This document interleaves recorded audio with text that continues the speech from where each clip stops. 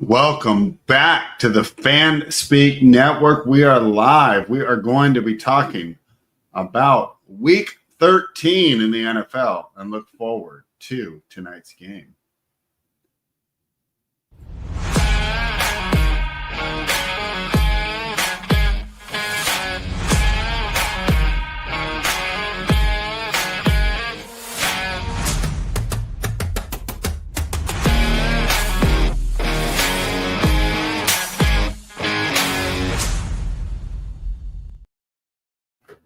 All right, this is the Fanspeak Network brought to you by fanspeak.com, and we will be talking about everything we saw in week 13 of the NFL and then looking forward to tonight's game. I'm going to start with the Thursday games.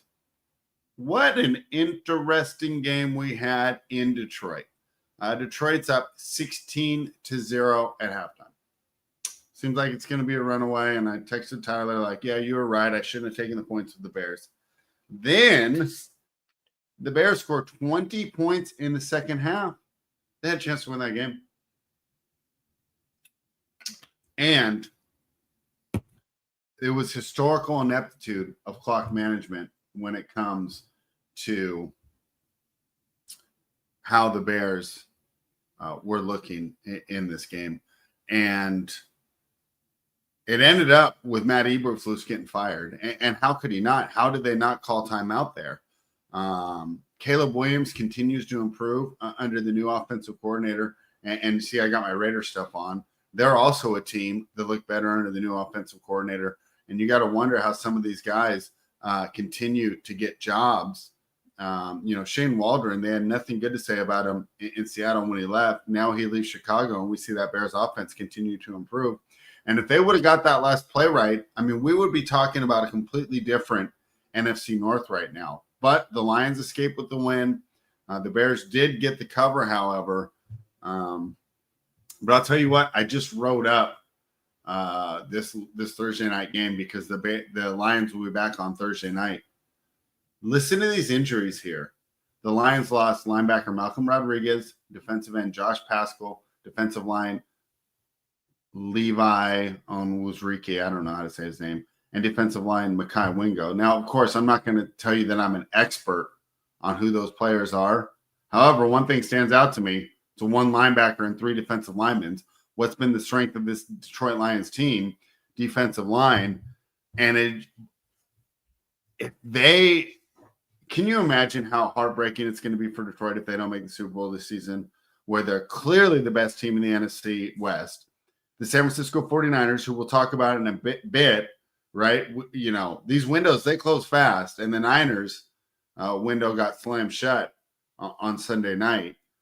So there's no juggernaut of the San Francisco 49ers staying there. But the Lions, as good as they are statistically, the best statistical team in the NFL, they're getting a bunch of injuries. And the Philadelphia Eagles, who we'll talk about because they were the biggest game of the afternoon slate yesterday, they keep looking to get healthier and healthier. So this is going to be a huge game for the Lions. I'm going to skip over the Cowboys and the Giants. I mean, like whoop-de-doo. And I'm going to move to the Packers and the Lions so we can continue to preview that. The Packers got the easy win over the Dolphins. And, we all want to come on here and talk mess about Tua or whatever. But he wasn't the reason they lost this game. The Dolphins couldn't tackle. They had so many missed tackles. It was just a terrible performance by the Miami Dolphins, one that pretty much slams the door shut on their ability to make the playoffs. And now the Green Bay Packers moved to 9-3. And with the Lions showing some vulnerabilities, right? Packers can improve to 10-3, drop the Lions to 11-2 with the win and be in striking distance to win that division. So we've had some pretty good games so far.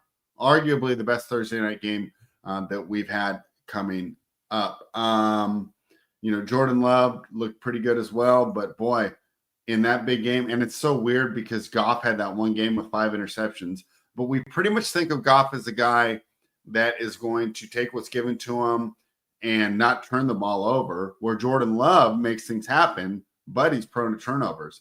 That's going to be a big storyline in that game. And I, for one, can't wait for Thursday night. And the cool thing about that game is they get the full week rest. So one of the things that I hate personally about Thursday night football is the short week, the lack of preparation, and how these guys are beat up going into that game. This game's going to show you, because this quality of football is going to be a lot higher. It's going to show you why we should add an extra bye week in every single Thursday night game, because Thursday night football is here to stay. Should be off teams that had a bye the week before, giving them 10 days to prepare. So hopefully that's something that happens in the field. What's up, Tyler? So I didn't check the thing. Yeah, I am all alone in the Raiders Stadium. Are you coming on, Tyler? Oh, okay. My bad. So it looks like we're still trying to get the schedule out. I had to start a little earlier because I haven't worked for a long time, but I'm actually working right now and I have to be there real early. So yeah, but all alone in Raider Stadium. And that's pretty much the theme of this show today. So it'll be a little quicker for you guys, but it'll be a lot of fun. And, these guys probably didn't want to show up because I'm just going to be victory lapping constantly. I mean, I had the Bears in the morning. Probably got lucky, but whatever. A win's a win. And then, of course, I was all over the Packers. That was my biggest bet of the year on Thursday night. So a bunch of victory lapping for me there. Yeah, the times were all messed up. And it's my fault. I mean, I didn't communicate very well. So, but we'll get it figured out. And the important thing is we'll go through these games here, give you a quick breakdown of where we're upgrading or downgrading these teams, get to tonight's game. Nice quick show today. And then we'll have it figured out before tomorrow because just a heads up, Tyler, I'm going to have to do this time tomorrow. So I'll let Jamie know as well. The Vikings improved to 10-2. And if JC and Tyler were here, I already know what they're going to say. They're going to lose in the first round. They can't wait to fade this team in the playoffs. And, this team lost to Daniel Jones in the playoffs when they had a great record that one year. And, one thing, and I was talking to my buddy right before the show, I'm so glad this line was 3.5 and not 2.5 because I would have laid it at 2.5. It was the 3.5 that kept me off. And it was the idea that, hey, there's so many spots on the board that I love. Do I really need to push it 3.5 with a Vikings team that I don't necessarily trust to win by margin? But, it's so funny. So everyone's going to say Sam Darnold stinks and Kyler Murray's this great quarterback. However, Kyler Murray once again just throws a terrible interception. And it seems like in all these big games, you can count on him to throw a big interception. Now, we stereotype Darnold as the interception guy, and true enough, he had interception problems going all the way back to USC. And now, Darnold gets another win. This team goes 10-2, and I don't know what this team has to do to get respect. Now, to be fair, I don't necessarily rate the Arizona Cardinals that highly. I think they're well coached. I just don't know what with Kyler behind the helm, how far you can really get. Concerted effort to get Marvin Harrison back into the game plan. He looked pretty good, had one of his biggest games of the season. But now the Cardinals fall to 6-6. Of course, in that NFC West, they're not out of striking distance of the Seattle Seahawks, who I cannot wait to victory lap that one. However, the Minnesota Vikings, they're going to have to win a playoff game to get credit, and I understand. But it almost feels like they're like the team where it feels like we're doing NBA here. We're not giving them credit for having an excellent regular season. We're just saying, oh, wait till we see it in the playoffs. Wait till we see it in the playoffs, right? Which I don't like. Let's give the Minnesota Vikings credit. They're 10-2. And if Green Bay wins this Thursday, and yeah, it was your best bet. We're going to agree on that, Tyler. But the real victory lap is going to be stomping on these old quarterbacks. Vikings are 10-2. Does anyone think it's that crazy that the Packers could beat Detroit, especially with how beat up Detroit is? I just read off they lost four players off that front seven. We know Green Bay is going to try and run the ball. And if Jordan Love can avoid throwing a stupid interception, that's one of the best offenses in the league. It's not that crazy that Green Bay gets an upset win on Thursday night, and then the Vikings are in first place. And what are we going to say then? And I'll have to look ahead to the schedule. Who do the Vikings play next week? Because wouldn't that be funny if Detroit falls and then the Vikings get another loss? But they could potentially win the NFC North here. And that would be huge for them because I think that they do much better at home here. Yeah, the Vikings are -5 against the Falcons, and I can't wait to talk crap about the Falcons. Wouldn't be surprised to see them get the win. So we got a huge game coming up on Thursday night between the Packers and the Lions. And don't look now, but the Vikings could quietly sneak into first place in the division. Jordan Love is 26 in your quarterback rankings, right behind AOC. I like how they changed the font on this. All right. Vikings could win out, get the bye, and I'd still fade them in their first playoff game. Not against the Falcons, you would have. Not against the, well, they wouldn't play the Falcons, would they? All right, yeah, because even if they don't, you're gonna take the Atlanta Falcons over the Minnesota Vikings if they play in a game, or the Tampa Bay Buccaneers. No way. I think this is the year the Vikings will finally get done in the playoffs, but of course we'll wait to see how those matchups play out. Trevor Lawrence returned to the lineup for the Jacksonville Jaguars, but then was taken out of the game again. The player's name, and I'm not going to try and pronounce it, but on the Texans, he's actually suspended for the hit. Mac Jones comes in, throws for 235 yards and 2 touchdowns, but it's still not enough. And I was pissed because, I'm Mr. Raiders here right here.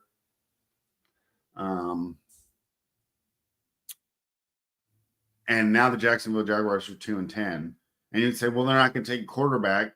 They paid Trevor all that money. That's true, but they'd be open for business for teams that want to trade ahead of us. And I think this is a one-horse QB class. I do not want Cam Ward. I'm not a college football expert, but he looks like a project to me. I think Sanders is going to be able to step in and go right away. It's a race for number one. And the Jaguars right now look like they're going to have a stranglehold on it. I mean, this is just a terrible organization. The Texans escape with the win. I mean, Tyler, we talk about fraudulent teams. I mean, why are we so excited about the Texans? They play in one of the crappiest divisions. They're only 8-5. They make mediocre quarterbacks like Mac Jones look good. And CJ Stroud has kind of shown, hey, when I'm not going against that fourth place schedule, am I really the top 5 guy that everybody made us out to be? I mean, talk about overdrafted. How overdrafted were the Houston Texans this year? I remember I kept saying, how is CJ Stroud going in the 50s and Joe Burrow's going in the 70s? Absolutely insane to me. Some things I got right. Brock Bowers I got right. Boy, if only Jaleel McLaughlin was good, I'd probably have a 50% advance rate. All right. So Houston gets the win, but boy, you talk about doubting Minnesota in the playoffs. I kind of doubt them in the playoffs as well. They will get a home game, and that'll be fun, but I didn't upgrade them at all. And boy, I was rooting for the Jaguars to pull off the upset. I don't know if they're going to get a win. I think they're going to get that first pick, deal it to someone else, and I'm going to be stuck rooting for Cam Ward next season. Give me a freaking break. The Indianapolis Colts beat the Patriots. Can we just skip this game? Drake May looks really good. Must be nice for the Patriots to have found the proper quarterback. And Anthony Richardson looked pretty good, I guess. I don't know. He only threw for 109 yards. Colts get the win, but if they were like a real team, don't you think they'd beat the Patriots by more? I guess the win's all that matters there. But not really a lot of takeaways from that game. Another victory lap for me as we were on the Los Angeles Chargers against the fraudulent Atlanta Falcons. And it's really too bad that Meg's not in the chat today because I'd love to see her defend Kirk Cousins today. I mean, they gave the guy how much money? They're 6-6, and he threw for 4 interceptions yesterday. The whole idea of bringing a veteran in is to avoid those turnovers, right? 4 interceptions and 0 touchdowns. It just goes to show, man, sometimes you got to let these guys go out to pasture. Because this season's dead. So let's just say they do make the playoffs. They're going to get stomped in the first round. You could have been developing your rookie quarterback, and you could have given him some weapons with all that money you wasted on Kirk Cousins. We talk about bad management, and the Atlanta Falcons are at the top of the list. And it's not like everybody who was doing content didn't say this is an abject disaster. Why would you give a guy $50 million and then draft a quarterback? So let's just say Kirk Cousins was the right move, which we all know it wasn't because he's old and he's coming off an Achilles, right? But shouldn't you use your draft pick on a defensive player? You have one of the worst defensive lines in the league. You can't get any pressure. It's just a grow. You have the same. Every team has the same amount of draft picks, the same amount of salary cap, and they completely misallocated it. And I know they thought they were going to be like the Green Bay Packers because the Packers drafted Jordan Love, and we all made fun of them for it, right? It turns out it was a pretty smart move in the long run, right? I don't think that's going to be the case because they simply aren't winning. Penix should be playing now. Penix should be playing all year. The Atlanta Falcons are terrible, and if I'm the other teams in the division, I have to be happy that I'm competing against a team that's so woefully mismanaged. So goodbye, Kirk Cousins, and I feel sorry for Falcons fans that you guys wasted all that money on just a below-average guy. Justin Herbert only had 147 yards in the win, and it just shows how complementary football matters. Harbaugh's got the same exact defensive players they had last year when they were not a good defense. And just by running the ball, controlling the clock, and coaching the guys well, the Chargers now have one of the best defenses in the league. Because as long as I want to make fun of Kirk Cousins, it's still a pretty good offense. And, they held them to 13 points. So the Chargers continue to be that team that nobody's going to want to play in the playoffs. They got an elite coach, an elite quarterback, and they get the most out of their players. So interesting to see how that AFC playoff picture turns out, because I'll tell you what, I wouldn't want to play the Chargers in the first round. And one of the biggest games of the week, and of course it was one of our picks here at fanspeak.com, just take the Pittsburgh Steelers when they're a dog. Just take them as a dog, right? And I make the mistake and I bet them as favorites. But as the dog, they're just money. And, hey, it looked kind of rough at the beginning, right? They had that tough pick 6, and they're down 14-7. Steelers come back with 20 second quarter points. The Bengals defense made Russell Wilson look like Ben Roethlisberger.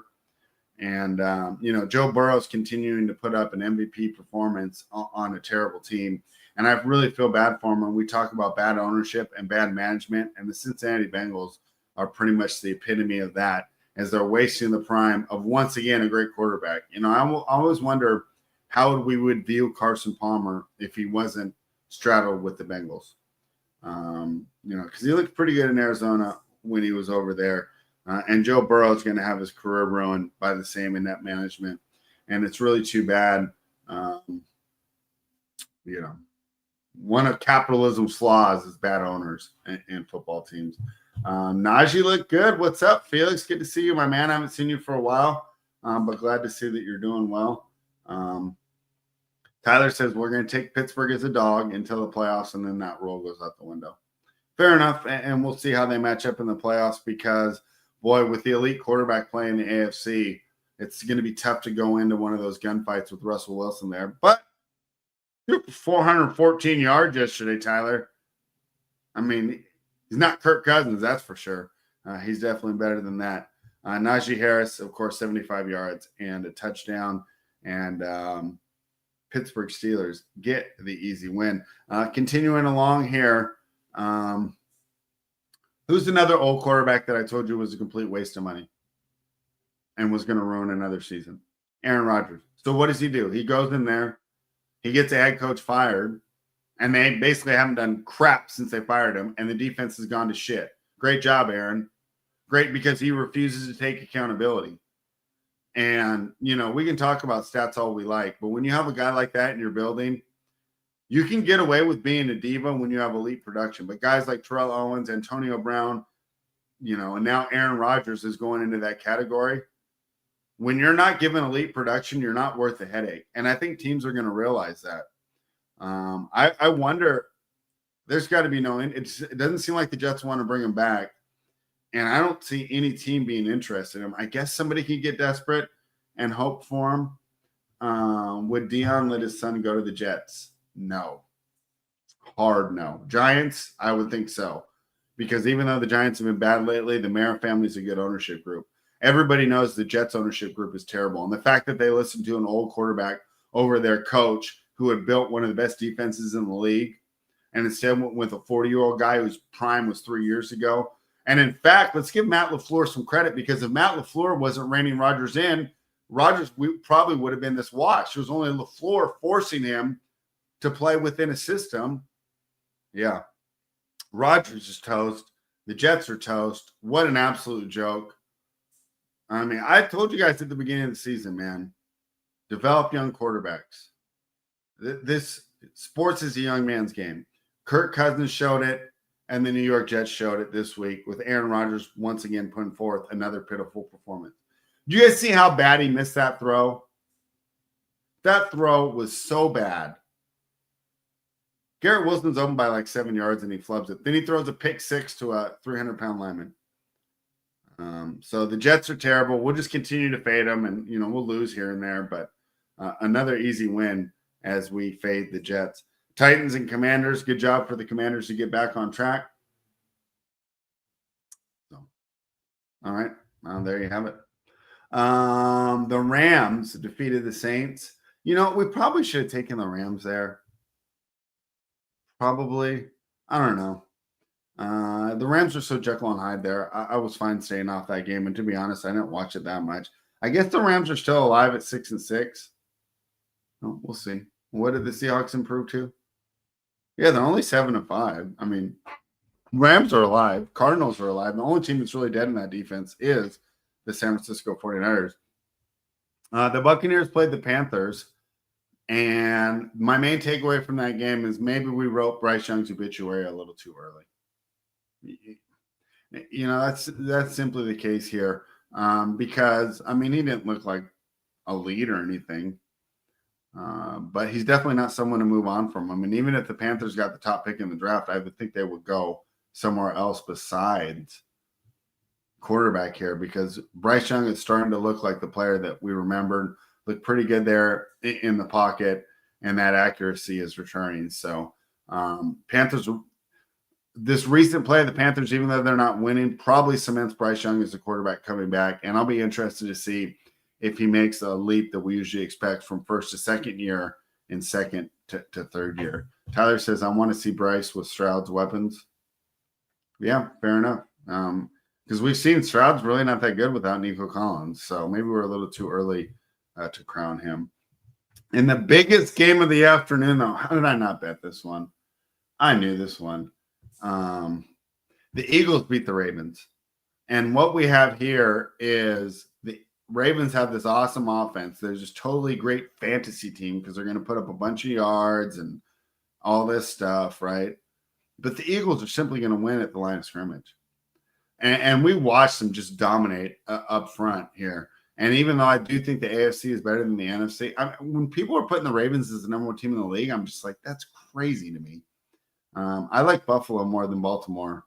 And the Eagles, to me right now, because of the injury to the Lions, I said it last week, but I'll say it again. They got to be the favorites to win the NFC. They're such a balanced team. So great win by the Eagles. And like I said, I like them to win the NFC now. And I think they really made a stamp by traveling to Baltimore and getting that win. And the final nail in the 49ers confidence. All right, hold on. Who do you have more confidence in winning the Super Bowl this year, the Packers or the Ravens? All right, don't let Jamie know this because I don't want to admit it. But I would say the Packers. The Ravens, they don't have a good offensive line, and their defense isn't very good. They're just like a better version of the Bengals. I just don't think they have enough talent on defense to get it done. So don't let Jamie know this tomorrow, though. Okay, this is just between us guys. But I like the Packers more.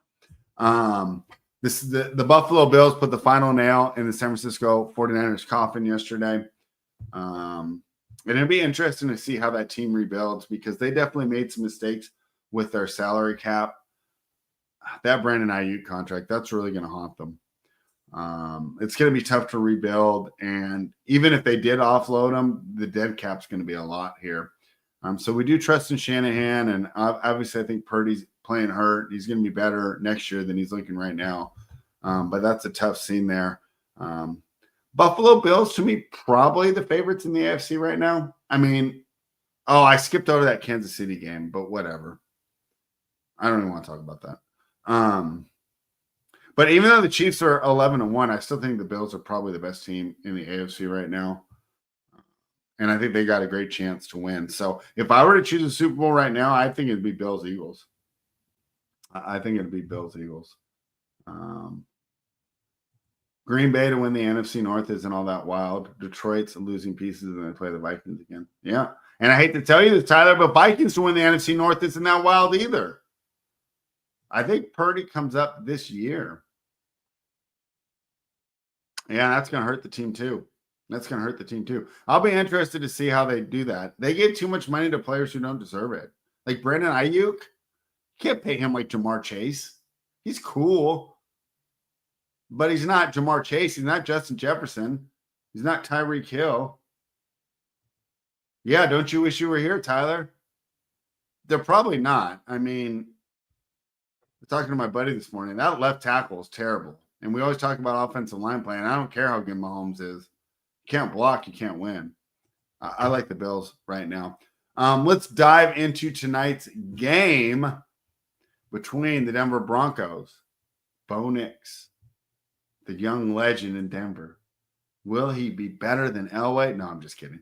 But he's a good, solid player, and the Broncos are well coached, and they're going against the Cleveland Browns team. And Tyler's talked about it before. Jameis Winston usually doesn't put together two good performances in a row. So we see him coming off that great performance against Pittsburgh last Thursday night. Now they do have some extra rest, but he's not been the pinnacle of consistency so far. I would lay it with the Broncos here. We saw a crappy game last night. My mom was like, "Oh, did you watch the game?" I'm like, not too much of it. It was pretty obvious what was going to happen. At that point, it's like I'm not watching terrible football. Yeah, and that's the 49ers product right now. Not necessarily their fault. Injuries do hurt a lot. No Fred Warner, no Trent Williams, no Nick Bosa. I mean, those are three of their best players at the line of scrimmage, which I'm always harping on. So, I'm not saying that this team fully healthy can't make a run next year. However, the current product that they're putting out there right now is pretty discouraging. So, I like the Denver Broncos here to lay it. I think the real question is how well is Bo Nix going to do? I've been touting him all year, right? I'm Team Bo Nix, this and that. But he is due for a stinker, and the Cleveland Browns can get pressure. Be interested to see how it goes. So I would lay it with the Broncos here. No interest in the Browns. Also, another one, though, if you want to skip and just wait till Thursday, I would be okay with that too. All right. Well, since I'm by myself and we got through this pretty quickly, I'm going to look ahead to next week right now. Actually, the Broncos are out to 6.5 on Bookmaker. That seems too much. I'm fine staying away. Total's 41.